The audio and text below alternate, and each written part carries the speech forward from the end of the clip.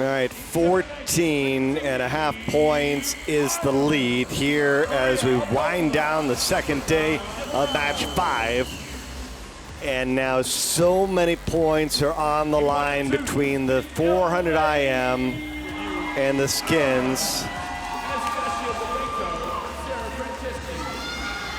You know, it's funny, Bernie. Here we are, the last individual event. Yep. And this might be the most important individual event, certainly of the entire match, and maybe the entire season, if you think about it. And it's a 400. Yep. Everybody talks about how sprinting is so important to this league, and obviously it is. Right. But when it all comes down to it, it's really going to be about the 400 IM. And the biggest difference is the fact that there are checkpoint points, so extra points available at the 200 here. Jackpot points on the line. We got 2 swimmers in Bailey Andison and Summer McIntosh who have won this event. And in fact, both have scored really big points, Rowdy. Andison has scored 26 points in this event. McIntosh has scored 21. And for Toronto, it could be key because the deficit is down to just 14.5 points. You got to try to push it here. There's no question that this event is critical for every single team,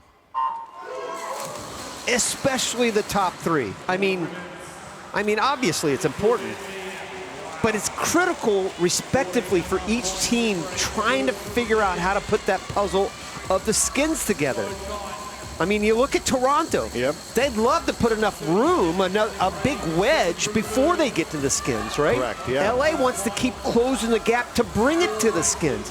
And then you've got DC saying, we've got to do what we have to do to bring it to this. I mean, it's a crazy setup. McIntosh out that lead. She was only, I say only, 15 years old. Let's not forget. She was only 6th in the 200 butterfly. She's swimming a different race right now.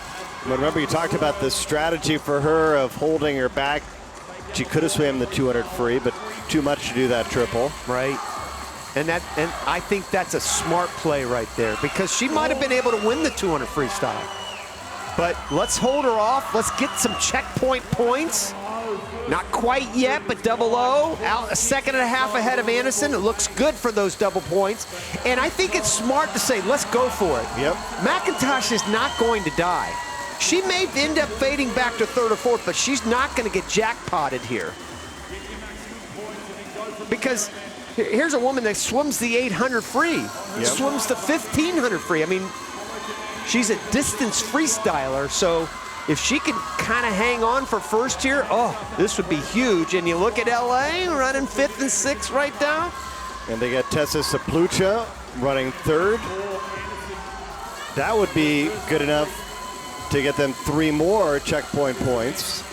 6 points for the first place swimmer at the 200. 4 points for second, 3 for third, 2 for fourth, and a point for 5th place. And go ahead and hand over those points right now to Toronto and Byron McDonald.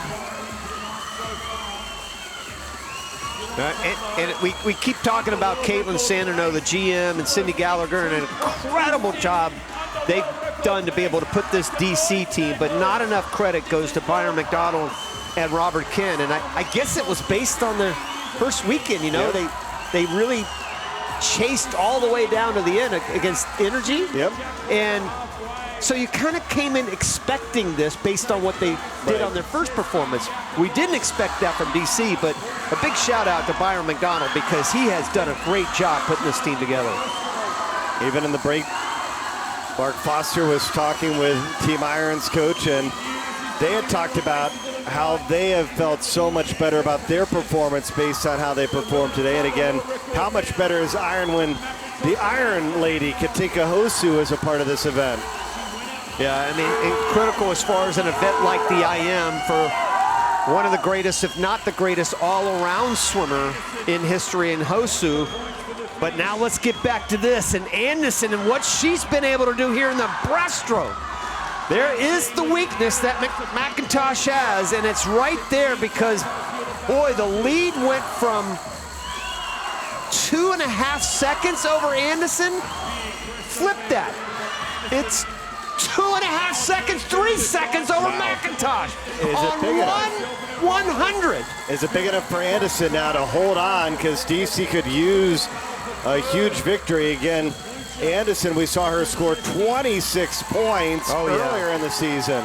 Yeah, it is, Bernie. I don't think there's any way anybody's catching Andison, and what a job she's been able to do. She won the 200 IM yesterday. She's going to win this, and the red starts to pop up.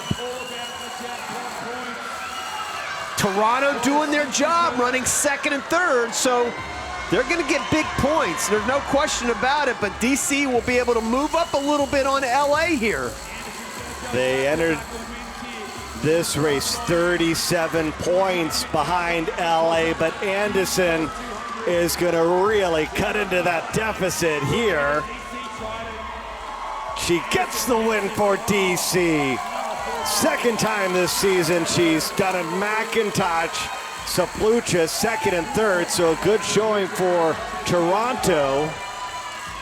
Yeah, because of the checkpoint points. You see the 13 points they get for second and third? Keep adding points to that. LA finishes fourth and fifth.